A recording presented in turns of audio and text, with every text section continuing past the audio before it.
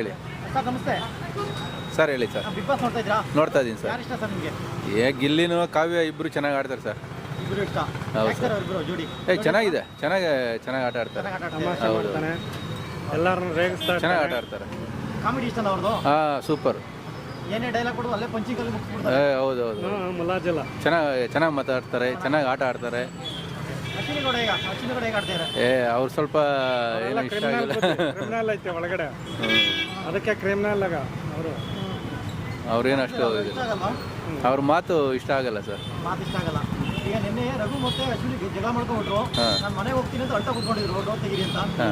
ಅದು ನಾಟಕನ ಏನು ಸಿಂಪತಿಗೋಸ್ಕರ ಮಾಡ್ತಾ ಇರೋದಾ? ಇರ್ಬೋದು, ಸಿಂಪತಿಗೋಸ್ಕರ ಮಾಡ್ತಾ ಇರೋದು. ಸಿಂಪತಿಗೋಸ್ಕರ ಮಾಡ್ತಾ ಇರೋದು. ಕೆಲಸ ಕೊಟ್ರೆ ಅವಾಗ ರೌಟಿ ಕಮ್ಮಿ ಆಗುತ್ತೆ. ಇಲ್ಲಿ ಕೆಲಸ ಕೊಡಬೇಕು. ಮೊನ್ನೆಲ್ಲ ಇದು ಗುಲಾಮ್ಗಿರಿ ಕೊಟ್ಟಿದ್ರು, ಅದೇ ಥರ ಇನ್ನೊಂದು 2 ದಿನ ಕೊಡ್ಬೇಕು. ಇನ್ನೂ ಹಿಡಿತ ಕೊಡ್ಬೇಕು. ಇಲ್ಲ, ಬೆಂಡೆತ್ತಬೇಕು. ಬೆಂಡೆತ್ತಿದ್ರೆ ಅದಕ್ಕೆ ಇನ್ನು ಸ್ವಲ್ಪ ಆಕ್ಟಿವ್ ಆಗ್ತಾನೆ ಮನುಷ್ಯನು.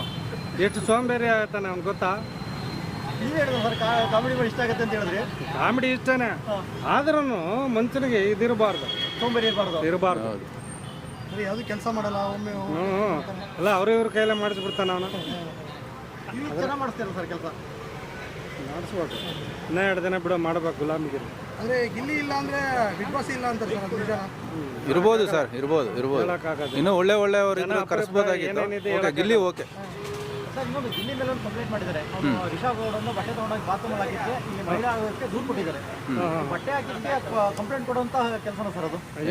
ಇಲ್ಲ ಬಿಡಿ ಸರ್, ಅದೆಲ್ಲ ಏನು ಅವ್ನು ತಗೊಂಡು ಬಾತ್ರೂಮಲ್ಲಿ ಹಾಕಿಲ್ಲ, ಸೈಡಲ್ಲಿ ಹಾಕಿದ್ದು. ಅದೇನು ಗಲೀಜಲ್ಲೂ ಹಾಕಿದ್ರೆ ಅದು ಓಕೆ. ಅವಳದು ಸ್ವಲ್ಪ ನಾಟಕ, ಅಲ್ಲಿವರೆಗೂ ಹೋಗ್ಬೋದಿತ್ತ? ಹೋಗ್ಬಾರ್ದು. ಅವ್ನು ನೀರು ಕೊಟ್ಟಿದ್ರೆ ಇವಳು ಬಟ್ಟೆ ಹಾಕ್ತಿರ್ಲಿಲ್ಲ. ಅವಳು ತಪ್ಪು ಮಾಡಿದ್ರೆ ಇವನು ತಪ್ಪು ಮಾಡಿದ್ದಾನೆ. ಇಬ್ಬರದನ್ನು ಅಡ್ಜಸ್ಟ್ ಮಾಡಬೇಕು. ಅದನ್ನ ಇಲ್ಲಿ ಹೊರಗಡೆ ಇರೋರು ಯೂಸ್ ಮಾಡ್ಕೊತಾ ಇದ್ದಾರೆ. ಯೂಸ್ ಮಾಡ್ಕೊಂತಾರೆ.